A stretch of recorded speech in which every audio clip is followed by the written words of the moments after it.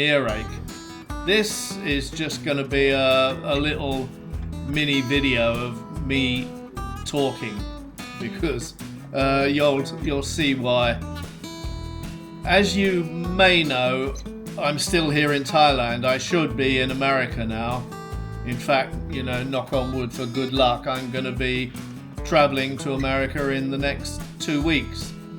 But I had to cancel my previous trip because I got so sick. And although nothing was diagnosed, the last time I was that sick with those symptoms, I did go to the hospital and I was tested and I was found to have COVID. And I think I had it again this time. But thanks to 3 vaccinations and having caught the bloody bug at least once in the previous year or 3, I fought through it okay. But again, I was really, really ill. And whenever I get ill like that, be it a heavy cold or flu, COVID is just a form of flu really, I guess. Right from being a small boy, it always follows the same path. You get the sick part of it with the runny nose and the sneezing and feeling like crap, typical flu symptoms. Although I rarely get a fever, very, very rarely actually get a fever. And I kept testing myself this time and I didn't. But I was pretty sick. And then comes the next phase when those symptoms subside. Thanks to the genetics forced on me by my dad, I always develop a really, really bad cough. And it was that made me have to cancel my trip to America, because I was coughing uncontrollably for, 4 or 5 days. And my whole body was racked with it. And it turned out I damaged myself. So after, a few days of almost uncontrollable coughing, it kind of subsided. And then the next phase that has been with me since childhood popped up, hearing problems. Now, when I was a young boy, I caught, I think it was Asian flu. There was a big epidemic of Asian flu around about 1956, 57. I would have been, 7 or 8 years old, and I was really, really ill. And ever since then, throughout my childhood anyway, every time I got a heavy cold or whatever, at the end, my hearing would always fail.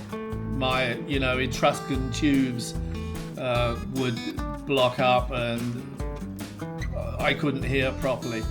And that I remember walking around after I was well enough to go back to school. I was still deaf as a post, and I could be walking around like that, trying to exist and learn stuff at school for a couple of weeks until I'd cough and there'd be a big bang inside my head and my hearing would come back again.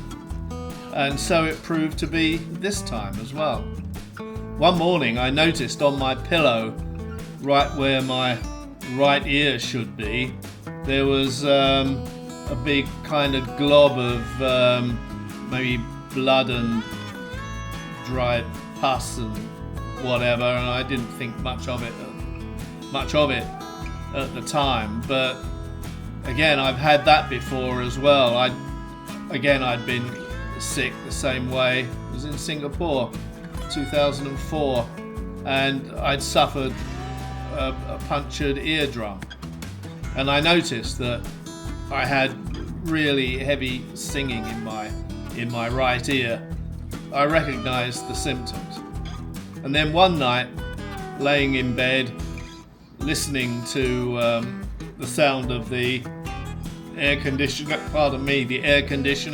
and the fan running, I turned over with my right ear onto the pillow, and I can, I'm enjoying actually the sound of the muted sound of the aircon and the fans. And then I turned over with the other ear, my good ear, on the pillow, and I suddenly noticed it came to me like a thunderclap. I couldn't hear the fan and I couldn't hear the air conditioning anymore. Oh shit. Yeah, the hearing had pretty well gone in my right ear, replaced by whistling. So I kind of knew what it was, but it really put the wind up me, you know. So this had been going on for about a week, getting on for 2 weeks, and nothing I could do could clear my ears. You know, the old blowing, pinching your nose and blowing. It will normally, if your ears are normal, it will give some kind of crack reaction, you know, but nothing, bunged up solid. And then I remembered an old, my mother's old recipe of when I was a kid and suffering from this. She'd upend me and get a teaspoon of warm olive oil and pour it in my ear and bung it up with some cotton wool. And I thought, well, I'll try it.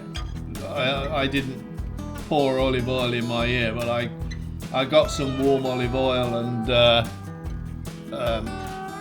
cotton buds and put that in there, and after a couple of days, maybe this is also just my head naturally clearing, you know, I started to kind of get some movement inside my head of snot and pus and God knows what else was in there. It's probably my brain.